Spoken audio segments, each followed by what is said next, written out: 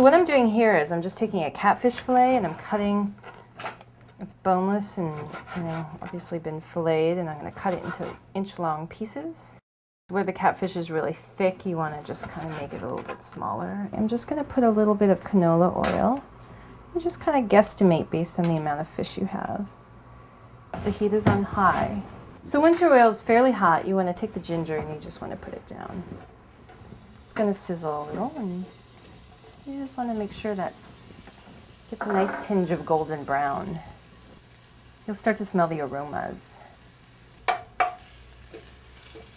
So once you start to smell the ginger, and the ginger starts turning a shade of golden brown, you want to put the shallots in at that point.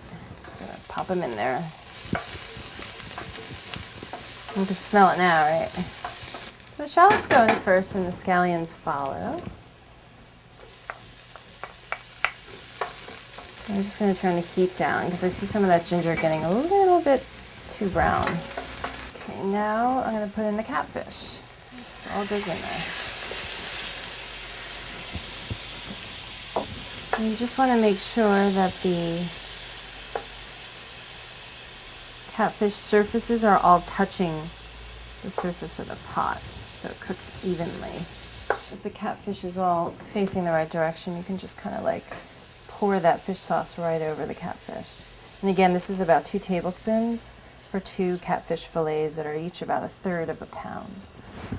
You can add the sugar right after the fish sauce. It's about 3 teaspoons of sugar. And squeeze in the lime juice. And it really doesn't matter what order it goes in, lime, sugar, fish sauce. It's all just seasoning.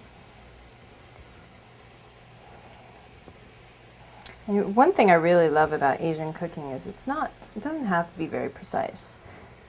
It's just flavor balance. It's all about, you know, the combination of the salty in the fish sauce, the sweet in the sugar, the sour in the lime juice. Now what I'm doing here is I'm just flipping the pieces of catfish over so they all cook.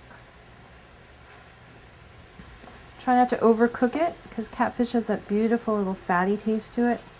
And if it's overcooked, then you kind of lose that. So how do you know it's done? Again, very imprecise. What I do is I usually take the biggest piece and I cut it in half. So there's a little bit of pinkness here inside, but it's basically done. So that's it, and we're ready to serve it up.